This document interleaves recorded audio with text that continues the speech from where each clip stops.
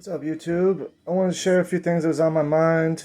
After watching Dr. Stanley, inspirational from Deuteronomy 1, and Steve Danoon of Israeli News Live talking about the sun, the moon, and the stars, his latest video.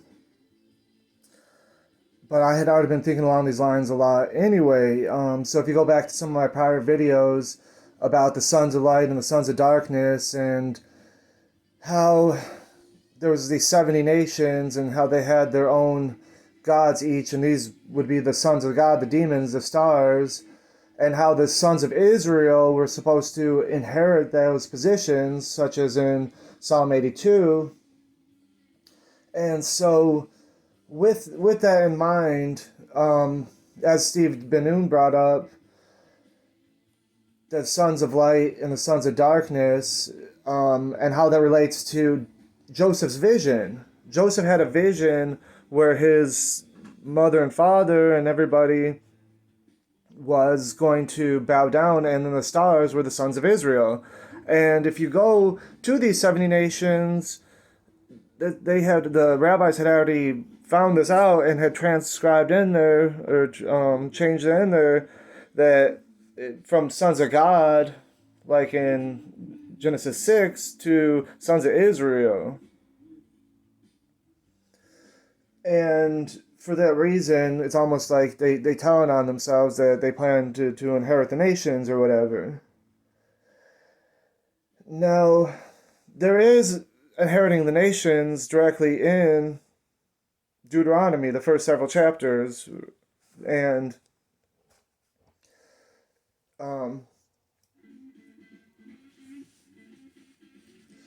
in Matthew 2, we see Rachel weeping for her children. And that comes from Jeremiah 31. Well, Jeremiah 31 is mostly about something that happened 100-some years later after Israel, under Nebuchadnezzar and what have you.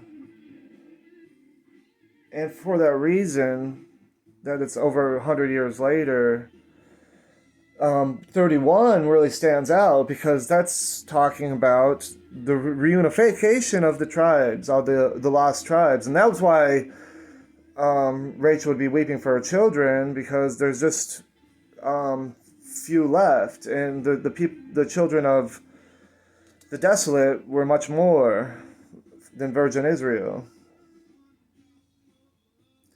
And though they had been as the stars in the sea, as we see in 1 Kings, they should be but a small remnant. And that small remnant has been as few as 2 from a generation, as far as Caleb and Joshua. And so that's the Gentiles and Joshua. Caleb, dog, another name for Gentile. So when we get into Zechariah 11, there's these 2 bands, beauty and truth, and you would have to have the spirit and the truth, so for these 2 parts to come back together, there was much mystery involved. And so although the nations began as bread to them, and by the time we get to the Last Supper, it was Joshua, aka Jesus, who was the bread. Now, when we think in mind of Isaiah 15, or let's go first to Zechariah 12. So in Zechariah 12 and 8, it says, "In that day the Lord defend the inhabitants of Jerusalem, and he that stumbleth among them in that day shall be as David." And we know David said he was begotten, made for a little while lower than the angels, that he was didn't see corruption and everything. So David isn't just, David is HaMashiach, so and the house of David, like a God-like being, as an angel of the Lord. And Jesus said that they would judge even angels. Now, the angels wasn't always good. Like, there was the Nephilims, the fallen ones, or whatever, And so, and they was good, as we see from Job when he created the heavens. The stars were part of his assembly, and even the adversary was part of his council. So, where was I going to go? Oh, Isaiah. So, the beginning of the prophets, the end of the first prophet. Okay, so, and I want to get a lot into Hosea because that's dealing with Genesis 49. Or sorry, Genesis 48. Remember, Ephraim would be many nations. So, when we see Jeremiah 31, he's talking to Jacob. He's calling Jacob out specifically. And Jacob, no, sorry, not Jacob, excuse me, Joshua. No, excuse me, Joseph. He's speaking to Joseph, aka Jacob. Because Jacob is Israel, aka the northern tribes. But that's not what I'm trying to say here. What I'm trying to say here is that they was lost, but if you go to Isaiah 59:16, it's talking about God who puts on the full armor, and he saw that there was no man, and he was astonished that there was no intercessor. Therefore, his own arm brought salvation unto him, and his righteousness, it sustained him. And most scholars would say that's in a future tense. But this future tense is not future now because that was written before Jesus and now we're after Jesus. So it's BC versus AD. So, but at that time where it switched over, that's when Rachel was weeping for her children. And Judah is not a son of Rachel, but Benjamin is. And Benjamin is where Jerusalem is. And Bethlehem is just south of Jerusalem. And so that's where there's going to be the most confusion. And I'm going to parse this stuff out eventually of the north and the south coming together in Jerusalem and how that unfolded historically. But as we see in John 4:21, that there will come a time that it will be neither here nor there. Now, when we're here in Deuteronomy 1, he said, "Behold, the Lord thy God hath set the land before thee. Go take possession." And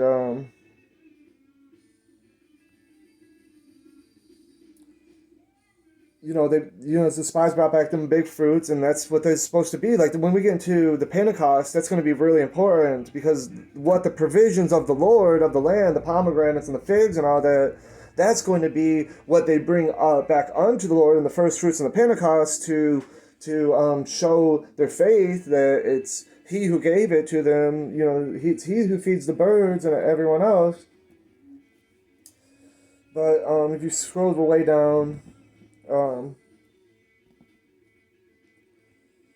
so it says here just Caleb, and this is in the New Testament. They talk about the two witnesses. Well, there's two witnesses in the Old Testament. So I don't know if both these two are fused together in Jesus, or Jesus is just Joshua and then Caleb is Paul, or whether or not there's Peter who is Joshua and then Paul who is Caleb or something like that, but there's just these two witnesses in the New Testament too. And so these are the only two of this generation, and there's a lot of generation talk in the New. And also of the sun and the moon and the stars going, but that's what they gave the warning in Deuteronomy, don't worship the sun, moon, and stars. But because of the syndicy of Israel, that they inherit the role of the sun, the moon, the stars. But Rachel, weeping for her children, that's going to be when the stars are rolled up. which is kind of contrary to what they was working for in the first place. And so, this war in heaven or whatever is going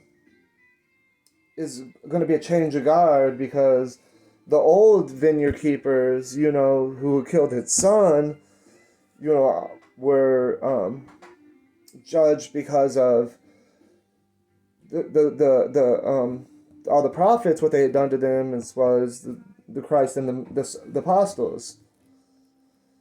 And that's what the book of Revelation is about. So I've been meaning to get Don Preston's book, Who is This Babylon? Because the one who's fallen was... Because you got to understand that Judaism was the first world religion, that people from all over would come to the court of the Gentiles. And so because of their upsending everything that was put onto them that was Greek, and trying to retrofit everything into the ancient culture. But the thing is that people don't realize is that for the prior hundreds of years, there is no distinction between Persia and Chaldean in terms of one empire. They was the same empire.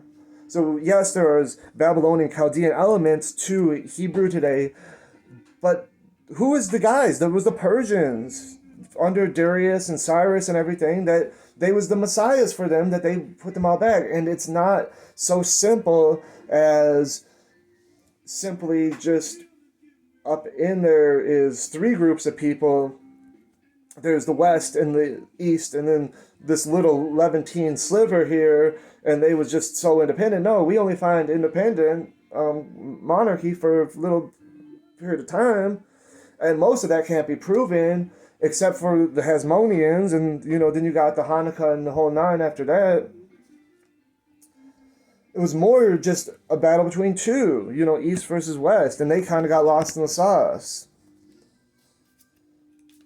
But, it's almost like, the Old Testament is East and the New Testament is West, and the New Testament tries to take the East and confirm it while fulfilling it, and therefore that takes the legs out of their occultation, where just like the Muslims and everybody do in the evangelicals, we're just waiting until the day. One day you might look like you're winning, but one day we're going to show you or whatever. And so it's very revenge oriented, but somehow we're supposed to forget about the revenge of the Amorites, that they're just supposed to disappear, even though they didn't. We see the Syrophoenician woman and everything, but I mean, even Christ himself was of the line of Rachab, wasn't she? Wasn't Rachab his great grandmother or whatever? But it's a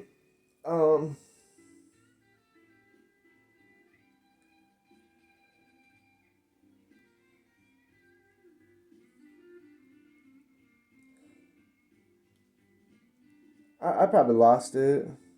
I probably lost where it was. But what it had said to them, what it had said was that God would lead them, that these people are bigger than them. Because it says, verse 30 here, this is Deuteronomy 1:30, the Lord your God, who goeth before you, he shall fight for you according to all that he did for you in Egypt before your eyes. So he showed them these great wonders, these terrible wonders, so that they would trust that after they get through these 40 years, that there's going to be hope on the other side, the promised land. And so it's about faith. Don't walk by faith, but then after they were destroyed after the first temple was destroyed, especially in the north, Israel, that's where most of the legend comes from. So after that was destroyed, but guess who destroyed the northern Gerizim Mount temple? It was the Hasmoneans, who were southern kingdom rebuilt. They was part of the Commonwealth, but the Commonwealth I'm not going to get into the... So, I showed you Zechariah 12, Isaiah 59, and here in Deuteronomy 1, that the Lord would go before them. Well, guess who went before them? Joshua. Joshua went before them. Joshua led them. And the moon went still and everything else. And so when Isaiah harkens back to all this, you go to Joshua 9, Joshua 10. And so when we talk about the ascendancy of Israel, the stars of heaven, the sons of God, that they could, be as Paul said, to them is the adoption, because David said, "Today I'm begotten." He didn't say I was born begotten. He said he's born in iniquity. So that's about that adoptionism or whatever. So Paul was saying there's adoption. So these sons of God, Joshua had prophesied that they was going to be rolled up into a scroll. But he said that Rachel, it couldn't have been true because Rachel had already passed and slept. Well, here's Rachel weeping, as Jeremiah would say he did in Matthew 2, right before the heavens are rolled up into a scroll, that the stars go black and the moon and the sun. So that Jesus becomes what, if they was the patriarchs, if they was the root, Jesus said, "I am the root." So how can they both be the root?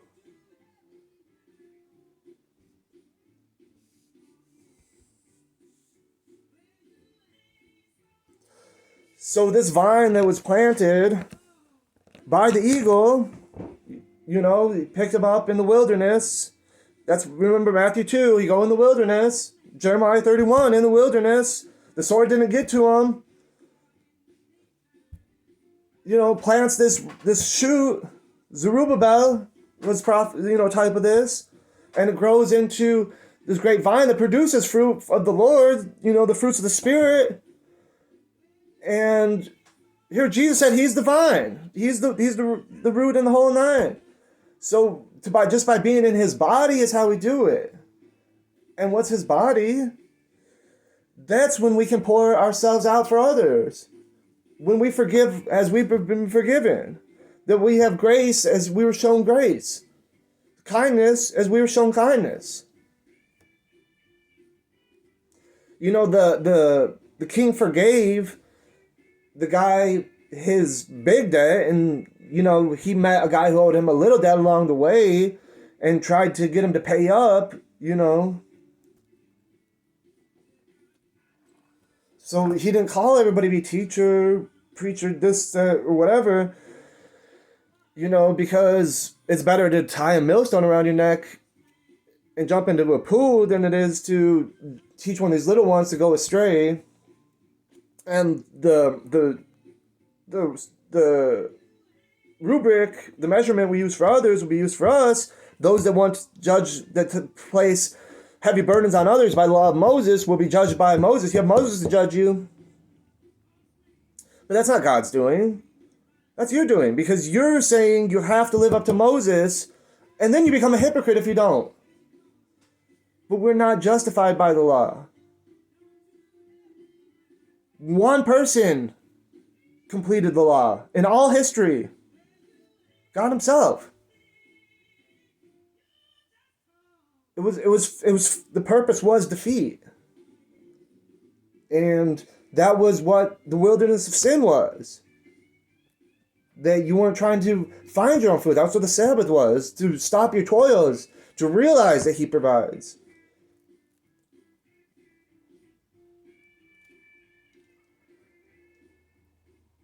But they wanted to fight the Gentiles. That once all the Gentiles gave their princesses gave the Israelite children suckle, then they'd be justified, they thought. But Jesus came to serve.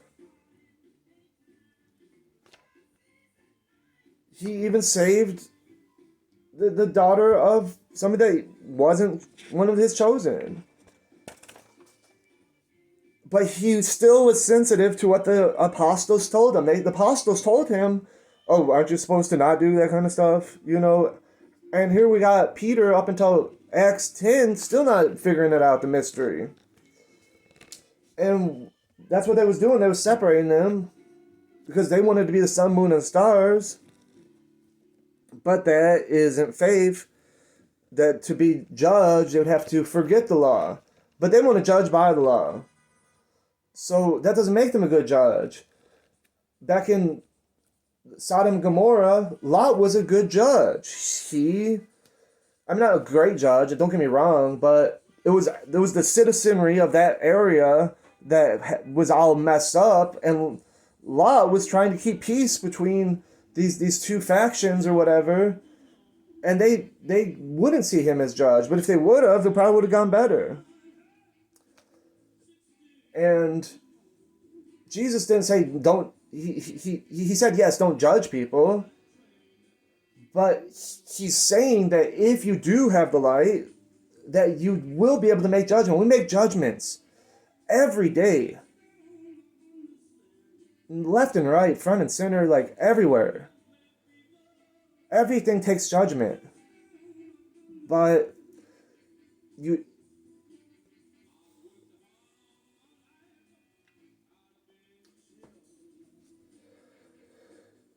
that's why the pearl is meekness, a contrite heart, a spirit of brotherly love, because when we judge, we're so quick to take the fallacy of fundamentally attributing others' shortcomings to others' character while forgiving ourselves. We need to be quicker to forgive others because of our bias for ourselves.